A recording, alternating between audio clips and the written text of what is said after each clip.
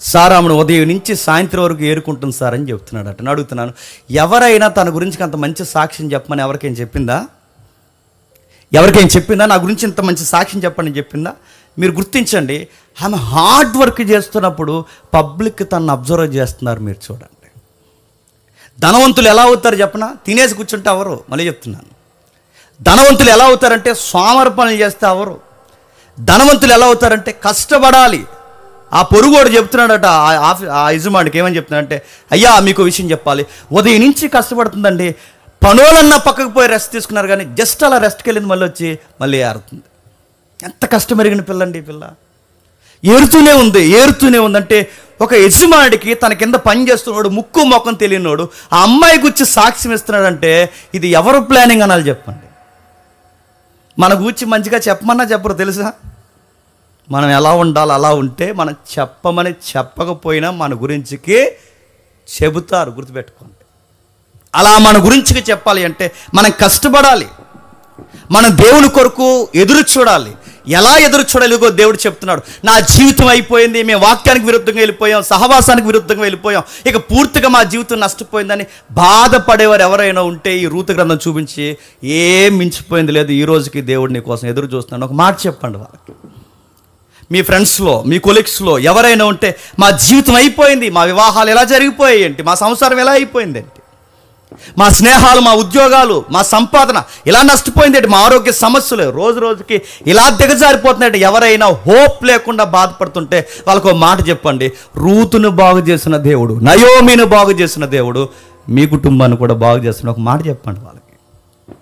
మీకు మాట చెప్పనా, ఇది బేస్ చేసుకుని మీరెంత చెడిపోతారో చెడిపోండి. నేను రెఫరెన్స్ ఇవ్వట్లేదు, మీకు లైసెన్స్ కూడా ఇవ్వట్లేదు. ఎంత చెడిపో, ఎందుకంటే చెప్పినా చెడిపోకూడదని చెప్పినా చెడిపోతారు, ఇలా ఉండాలని చెప్పినా దానికి విరుద్ధంగా జీవిస్తారు. కానీ ఎంత చెడిపోతారో చెడిపోండి. కానీ ఒకరోజు వస్తుంది జీవితంలో మీరు చేసిన చెడ్డ పనులకి, మీరు చేసిన క్రియాశీలకమైన పనులకి ఒకరోజు చనిపోయే రోజు వస్తుంది. ఆ చచ్చే లోపు నేను చెప్పిన మాట మాత్రం జ్ఞాపకం పెట్టుకోండి. లాస్ట్కి మీరు చేసిన ఈ దరిద్రం అంతా నెత్తిమీదకి వస్తుందిగా, ఆ చచ్చిపోయే టైంలో మాత్రం ఒక మాట గుర్తుపెట్టుకోండి, ఎన్నిదిరిగి వస్తే పట్టుకునే దేవుడు ఉన్నాడని మాత్రం మర్చిపోకండి.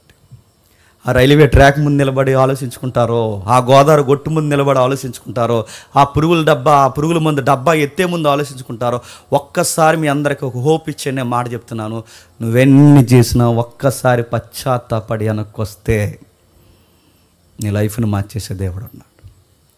కొత్త జీవితాన్ని ఇస్తాడు.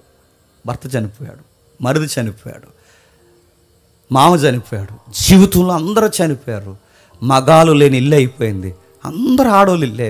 అలాంటి ఆడవారింట్లో దేవుడు చేసిన గొప్ప కార్యం ఏంటి చెప్పిన, ఎవరు చనిపోయినా మీ చెయ్యి విడవని నేనున్నానని మౌనంగా తన ప్లాన్స్ తనకి వేస్తున్నాడు. చూడండి, ఇజ్రాయెల్ దేశం అంతా చెడిపోయింది. దేవుడు ఇజ్రాయెల్ దేశంలో ఈ ఆడవాళ్ళ ద్వారా ఏం చేస్తాడంటే తన ప్లానింగ్స్ తనకున్నాయి. చట్టం పని చట్టం చేస్తుంది అనేది ఎంత వాస్తవమో, దేవుడు పని దేవుడు చేస్తాడన్నది కూడా అంత వాస్తవం. మీరు న్యాయాధిపతులు రూతు గ్రంథం కలిపి చదువుకున్నప్పుడు, అరే ఈ దేశాన్ని ఎవరు బాగు చేస్తారా, సంసోను వెళ్ళిపోయాడు, న్యాయాధిపతులు వెళ్ళిపోయారు, మొత్తం పరిస్థితులన్నీ తారుమారైపోయాయి. ఇలాంటి టైంలో ఇజ్రాయేల్ దేశాన్ని పరిపాలించే గొప్ప రాజు ఎవరు వస్తారంటే గాడ్స్ తన ప్లానింగ్ స్టార్ట్ చేశాడు, తన యాక్షన్ స్టార్ట్ చేశాడు. మనం అనుకుంటాం దేవుడు ఏం చేయట్లేదు, చేస్తున్నాడు. తన ప్లానింగ్స్ తనకున్నాయి, తను ప్రారంభించాడు, పునాదులు వేయడం స్టార్ట్ చేశాడు. ఎలా స్టార్ట్ చేశాడు? విధవరాండ్ల ద్వారా దేవుడు తన పునాది వేయడం స్టార్ట్ చేశాడు, ప్రారంభించాడు. మాట్లాడుతున్నాడు, తనతో మాట్లాడుతున్నాడు.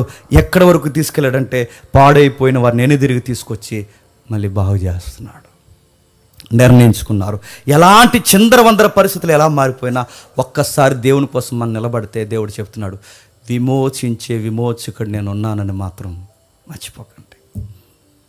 ఆ 2వ అధ్యాయం 7వ వచనంలో ఒక మంచి మాట, 17వ వచనంలో ఒక మంచి మాట, సాయంత్రానికి ఎంత ఏరుందో అక్కడ రాస్తున్నాడు చూడండి. కాబట్టి ఆమె అస్తమయం వరకు ఆ చేనులో ఏరుకొనెను, అవి దాదాపు, అంటే మన లెక్కల ప్రకారం చెప్తున్నాను, దాదాపు 13 కేజీలు ఏరేసిందంట. దాదాపు 13 కేజీలు నడుతున్నాను. డబ్బున్న వాళ్ళు ఎలా అవుతారు చెప్పండి? కష్టపడుతూ అవుతారు. కాస్త డబ్బులు ఎలా సంపాదిస్తే అవుతారు ఎలా సంపాదించగలని చెప్పండి? హార్డ్ వర్క్ చేస్తూ అవుతాం. తిని కూర్చుంటే ఎవరైనా, మళ్ళీ చెప్తున్నాను, తిని కూర్చుంటే ఎవరైనా లైఫ్లో బాగుపడతారా? దేవుడు కూడా రూతుని ఊరకే ఏమి దీవించలేదండి. రాసి పెట్టుకోండి, దేవుడు రూతుని ఊరకే ఏమి దీవించలేదు. ఆ అమ్మాయి సోమర కాదు, చెప్పండి, కష్టపడే పిల్ల, అందుకు బ్లెస్ చేస్తాడు. ఈరోజు ఆడపిల్లలు కష్టపడే పిల్లలు ఉన్నారా? 7 గంటలకు 8 గంటలకు బాగా 8 లేదండి, ఇంకా 9, 10. ఆ 9 గంటలకు వాళ్ళ మమ్మీని పిలిచిందంట, మమ్మీ బెడ్ కాఫీ అన్నారట. ఈవిడ సంతూరు మమ్మీ, ఈవిడ సంతూరు బేబీ. ఆ పిలిచిన వెంటనే ఈ బేబీకి బెడ్ కాఫీ ఇచ్చేసారట. ఇప్పుడంతా అదే కదా ట్రెండ్, ఆ బెడ్ కాఫీ. అంటున్నాను, బెడ్ కాఫీలు తాగితే పళ్ళు ఏమవుతాయి చెప్పనా? సిగరెట్లు కాలుతారే, సిగరెట్లు. ఆ సిగరెట్లు కాల్చినప్పుడు పళ్ళు ఎలా గారపడతాయో అలా పాసి మొక్కలతో టీలు తాగడం ఏంటండి? ఆ కంపు మళ్ళీ ఆ కప్పుకి అడుగుతున్నాను, పాసి మొక్కలతో టీదాం, ఈరోజు పని ఉందని అడుగుతున్నాను. ఎంత ఎగ్గొట్టి తిరిగితే అంత ఫ్యాషన్ అనుకుంటున్నారు. ఆడపిల్లలు పని నేర్చుకోవాలి. దేవుడు ఆడపిల్లల్ని ఎలా దీవిస్తాడంటే, ఇదిగో రూతమ్మను చూడు, తన అందాన్ని, తన ఐశ్వర్యాన్ని, తన జీవితాన్ని రిస్కులో పెట్టొచ్చి, తన అత్త వయసు అయిపోయిన ఒక ముసలి దాని కొరకు, ఒక వృద్ధాప్యంలో ఉన్న ఒక తల్లి కొరకు తన లైఫ్ని రిస్క్లో పెట్టి వచ్చి బయట ఎండలో పొలంలో పనలేరుతుందంటే, తన జీవితంలో తన అందాన్ని పాడు చేసుకుంటూ తన పేద విధవరాండ్లైన తన అత్త కోసం ఎంత రిస్క్ తీసుకుని కష్టపడి పనిచేస్తుందంటే, ఇలాంటి అమ్మాయిని దీవించకపోతే ఇంకెలాంటి అమ్మాయిని దీవించాలి చెప్పండి. తిమోతి పత్రికలో ఒక మాట ఉంది, మీరు చదివారా? సుఖభోగలమయందు సుఖించిన స్త్రీ చచ్చిన దానితో సమానం అన్నారు. సుఖభోగంలో సుఖించే స్త్రీ అంటే పని చేయి, ఏదో ఒక పని చేయి, కనీసం గిన్నెలైనా కడుగు, ఏదో ఒక పని చేయి, వాకులైన తుడు, ఏదో ఒక పని చేయి. నేను అడుగుతున్నాను, మీ పెద్ద ఆయన చూస్తాడో, ఎదురింటోళ్ళు చూస్తారో, పక్కింటోళ్ళు చూస్తారో, మీరు పనులు చేయడం ఎవరు చూస్తారు లేదో నాకు తెలియదు, కానీ మీరు చేసే వర్క్ను మాత్రం ఎవరు చూస్తారు చెప్పండి? దేవుడు చూస్తాడు.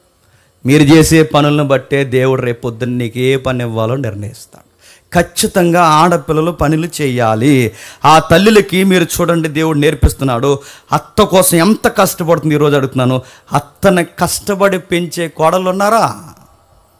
ఇబ్బంది పెట్టే కోడళ్ళు ఉన్నారా చెప్పండి?